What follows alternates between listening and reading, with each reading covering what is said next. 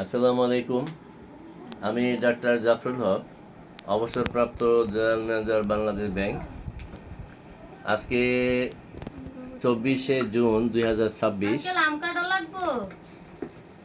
অনেকগুলি সাকসেসফুল পেশেন্টের মধ্যে বিভিন্ন কেসের উপরে আজকে একটি এক্সেপশনাল কেস, যেটাকে বলে অ্যালোপেসিয়া, অর্থাৎ মাথার গোল গোল স্থানে, অর্থাৎ টাকার মতো স্থানে চুল পড়ে যাওয়া।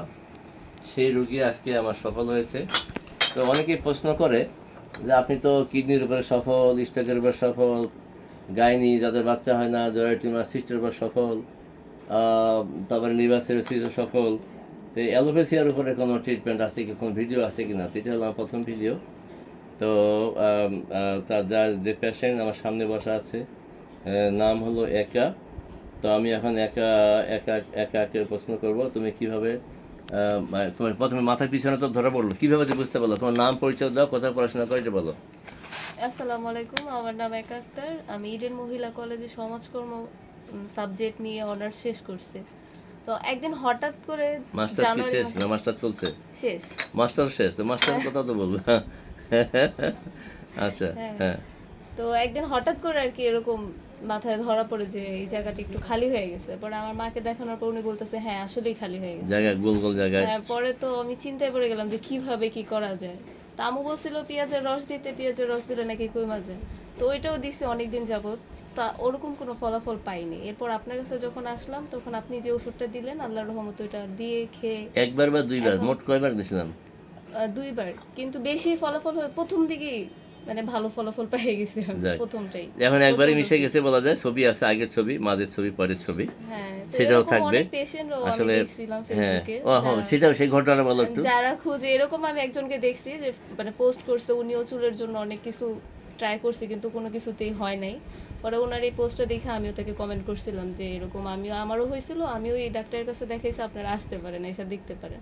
তো উনি আমার ইনবক্সে আমাকে রিপ্লাই দিছে যে আপনার ঠিকানাটা জানার জন্য।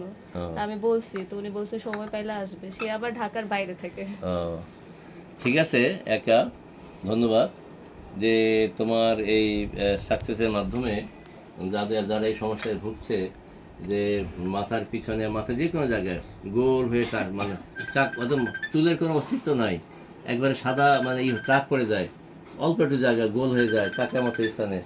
তো সেটা তার ভালো হয়েছে, যেটাকে বলা হয় অ্যালোপেশিয়া।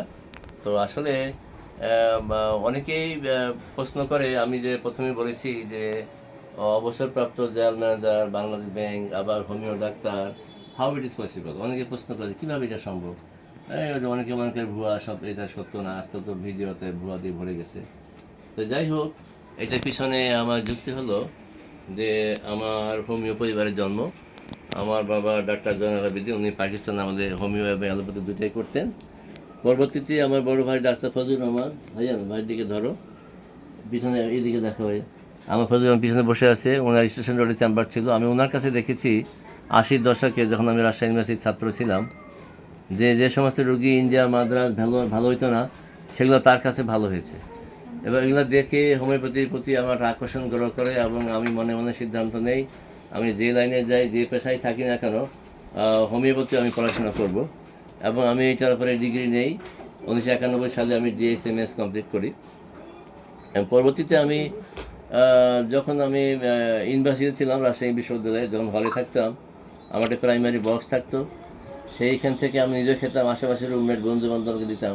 আমাদেরকে কখনও যে ইউনিভার্সিটির যে কেন্দ্রীয় সেন্ট্রাল চিকিৎসা কেন্দ্র আছে, সেখানে যাওয়ার প্রয়োজন হয়নি।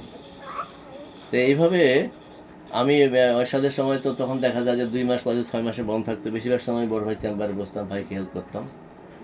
আমি দেখছি যে যে রুগীরা 6 মাস আগে ঘাড়ে চড়ে নিয়ে আসছে, 6 মাস পর সেই রুগী হেঁটে হেঁটে আসছে।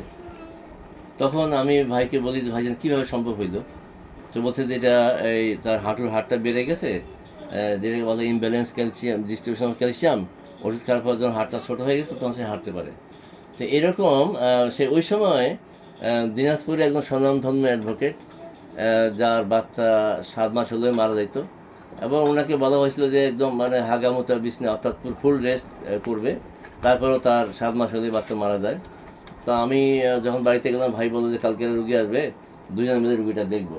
তো আসলে সব দুজন মিলে সেই রুগীটা নিয়ে আমার পর্যালোচনা করলাম, হিস্ট্রি নিলাম। সেই রুগীর ভিডিআর রিপোর্ট দেখলাম যে ভিডিআর রিপোর্ট হলো নেগেটিভ, কিন্তু তার 7 মাস হলে বাচ্চা মারা যায়। তখন আমরা হোমিও মতে সিদ্ধান্ত নিলাম যে তার হয়তো সুপ্ত অবস্থায় সিভিলিজার্ম আছে। তো সিভিলিজার্মের উপর যখন আমরা ওষুধ দিলাম, সেই রুগীটা সফল হইল। আমার মনে হয় সেই বাচ্চার বয়স এখন 40-45 বছর হয়ে গেছে, সে এখন বয়স্ক হয়ে গেছে। তো এই হলো ঘটনা। এই সমস্ত ঘটনা আমাকে অনুপ্রাণিত করে এবং আমি হোমিওপ্যাথির প্রতি আকৃষ্ট হই। এবং আমি মাস্টার্স কমপ্লিট করার পরে আমি কেয়ার ইন্টারন্যাশনালে যোগদান করি। আমার পোস্টিং ছিল বরিশাল বানারীপাড়া। তো আমি বাংলাদেশ ব্যাংকে রিটার্ন ভাইবা দেওয়ার পরে আমি চিন্তা করলাম যদি আমার চাকরি হয় তাহলে কার্ডটা যাবে দিনাজপুরে, আমি থাকি হলো বরিশাল বানারীপাড়া, আমার পোস্টিং ছিল ওই সময় কেয়ারে। হ্যাঁ, তো এই কার্ডটা দিনাজপুর পাঠাবে, দিনাজপুর থেকে বরিশাল যেতে যেতে হয়তো সময় থাকবে না। এই ভেবে আমি এইচআরে এক আপা ছিলেন যার নাম ছিল নুরুন নাহার, ওনার গ্লাসের নিচে একটা চিঠি লিখে যায় খাম। ওই সময় মোবাইল টেলিফোন ছিল না, যদি চাকরি হয় তাহলে একটু খালি খামটা পোস্ট করি। তা আমি একদিন 1989 সালের জুন মাসের 8 তারিখে একটা চিঠি পেলাম যে বাংলাদেশ ব্যাংকে আমার চাকরি হয়েছে। আমি জয়েন করলাম। জয়েন করার পরে আপার কথায় কথায় জানলো যে আমি হোমিওর সঙ্গে জড়িত। আপা বললো যে জাফরুল, আমার 2টা সমস্যা, একটা হলো আমার ঠান্ডার সমস্যা, একটা হলো আমার একটা বাচ্চা আছে আর কনসিভ হচ্ছে না। যাই হোক, আপাকে ওষুধ দিলাম। এইভাবে আপা সফল হলে এবং পুরো ব্যাংক ছড়াই গেল যে আমাদের ব্যাংকে একজন ডাক্তার আছে, কারো কিছু হলে আমার কাছে আসতো, আমি ওষুধ দিতাম। এইভাবে 1989 সাল থেকে এখন পর্যন্ত কত বছর হচ্ছে? 36, প্রায় 36 বছর আমার মানে প্র্যাকটিস চলছে। তা আল্লাহর কাছে কোটি কোটি শুকরিয়া। আমি অল সেক্টর আগে বলছি যে এই স্ট্রোক, প্যারালাইসিস, কিডনি সবগুলোর উপর সফল হচ্ছি। তো আমি সমস্ত অসহায় মানুষের সুস্থতা কামনা করি। আমার ওস্তাদ পিছনে বড়ে আছে ডাক্তার ফজলুর রহমান, উনি স্টেশন রোডে বসতেন, ওনার সুস্থতা কামনা করি এবং আমার জন্য দোয়া চেয়ে আমি এখানে শেষ করছি। আসসালামু আলাইকুম ওয়া রাহমাতুল্লাহি ওয়া বারাকাতুহু।